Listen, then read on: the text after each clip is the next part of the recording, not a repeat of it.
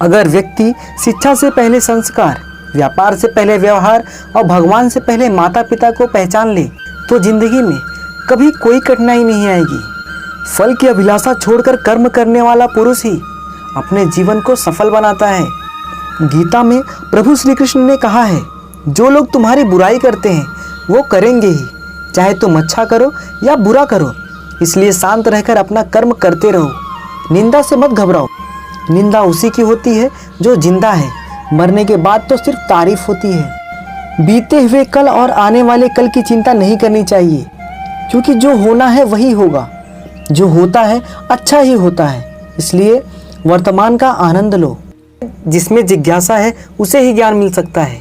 जानकार व्यक्ति से जब तक हम पूछेंगे नहीं तब तक वे कुछ नहीं बताएंगे। शास्त्रों में लिखी बातें, गुरु की बातें और अपने अनुभव में तालमेल बनाएंगे तो ज्ञान हासिल कर पाएंगे। अगर व्यक्ति खुद पर भरोसा रखे और लगातार चिंतन करे तो वह वैसा बन सकता है जैसा वह बनना चाहता है।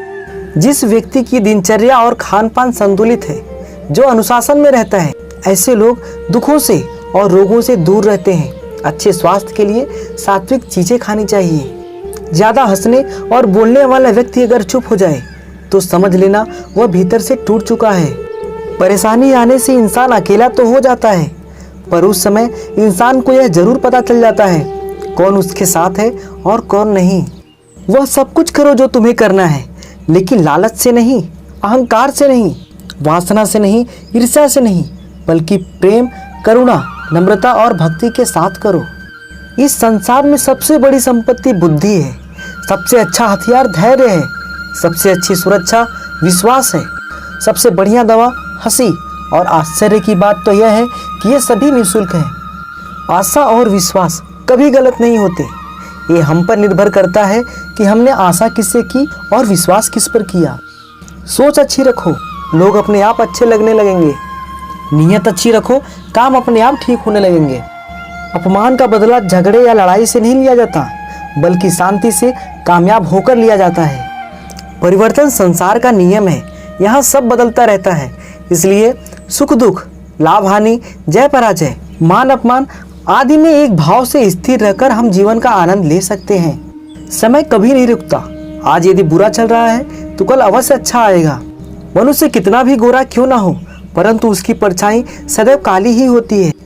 मैं श्रेष्ठ हूँ यह आत्मविश्वास है, लेकिन मैं ही श्रेष्ठ हूँ यह अहंकार है। मनुष्य का जीवन उसके कर्मों पर चलता है।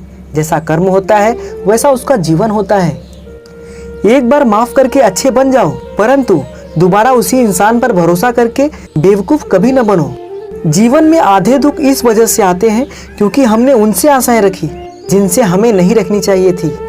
हमारी आस्था की परीक्षा तब होती है जब हम जो चाहें वो न मिले और फिर भी हमारे दिल से प्रभु के लिए शुक्रिया ही निकले। लोग अक्सर सच कहने से बचते हैं या डरते हैं, पर सत्य कभी छुप नहीं सकता और न ही कभी मिट सकता है। कितना भी छुपा लें, पर सच तो उजागर हो ही जाता है। जो बात सच पर आधारित हो उसे करने, कहने और मानने से कभी नहीं डरना चाहिए। इच्छा पूरी नहीं होती तो क्रोध बढ़ता है, और इच्छा पूरी होती है तो लोभ बढ़ता है। इसलिए जीवन की हर स्थिति में धैर्य बनाए रखना। भगवान श्री कृष्ण ने कहा है, अगर तुम्हें किसी ने दुखी किया है तो बुरा मत मानना। लोग उसी पेड़ पर पत्थर मारते हैं जिस पेड़ पर ज़्यादा मीठे फल होते हैं। जिस इंसान के चारों तरफ नकारात्मक लोग रहते हैं उस इंसान का मंजिल से भटक जाना तय है। सुख दुख का आना जाना सर्दी गर्मी के आने जाने के जैसा होता है, इसलिए इन्हें सहन करना सीखना ही उचित है।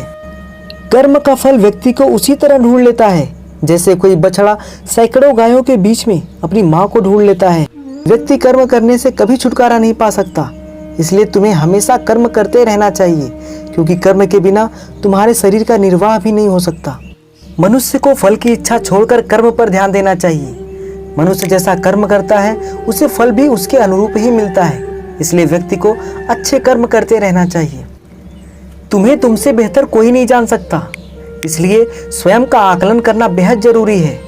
जो व्यक्ति अपने गुणों और कमियों को जान लेता है वह अपने व्यक्तित्व का निर्माण करके हर काम में सफलता प्राप्त कर सकता है। हमारा मन ही हमारे दुखों का कारण होता है। जिस व्यक्ति ने अपने मन पर काबू पा लिया वह व्यक्ति मन में पैदा होने वाली बेकार की चिंताओं और इच्छाओं से भी दूर रहता है। साथ ही वह व्यक्ति अपने लक्ष्य को भी आसानी से प्राप्त कर लेता है। क्रोध में व्यक्ति नियंत्रण खो बैठता है और आवेश में आकर गलत कार्य कर देता है। यहाँ तक कि कभी कभी गुस्से में व्यक्ति खुद का अहित कर बैठता है। क्रोध को खुद पर हावी नहीं होने देना चाहिए। यदि गुस्सा आए तो स्वयं को शांत रखने का प्रयास करें। व्यक्ति को संदेह या संशय की स्थिति में नहीं रहना चाहिए। जो लोग संशय की स्थिति में रहते हैं उनका भला नहीं हो सकता। जीवन में स्पष्ट नजरिया होना चाहिए। यदि किसी काम को करने में डर लगे तो याद रखना, यह संकेत है कि आपका काम वाकई में बहादुरी से भरा हुआ है। नेत्र केवल हमें दृष्टि प्रदान करते हैं, परंतु हम कब किसमें क्या देखते हैं ये हमारी भावनाओं पर निर्भर करता है। भोग से मिलने वाला सुख क्षणिक होता है, जबकि त्याग में स्थायी आनंद मिलता है। जीत और हार आपकी सोच पर निर्भर करती है। मान लो तो हार होगी और ठान लो तो जीत होगी। बरगद का वृक्ष जितना विशाल होता है उतना ही दृढ़ होता है। पतझड़ में वो सूख जाता है परंतु दुर्बल नहीं होता, नहीं टूट कर गिरता है।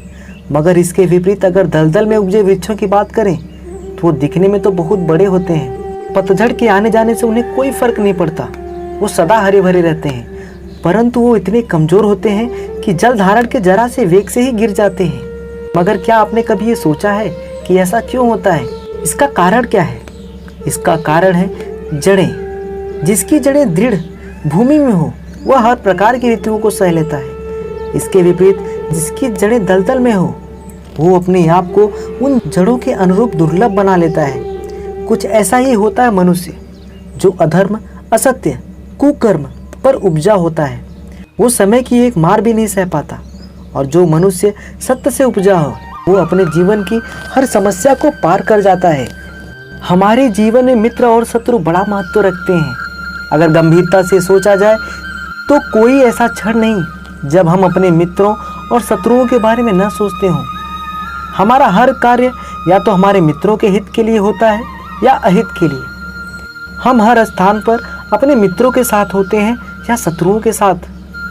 कोई नहीं चाहता कि उसका शत्रु खुश रहे, बल्कि प्रत्येक व्यक्ति चाहता है कि उसका नाश हो जाए, जिसके लिए वो उसे हर तरह से हानि पहुंचाने की भी कोशिश करता है। परंतु एक ऐसा भी मंत्र है जिसे अपनाने से आपको ऐसा कुछ भी नहीं करना पड़ेगा और आपके सारे शत्रुओं का नाश भी हो जाएगा।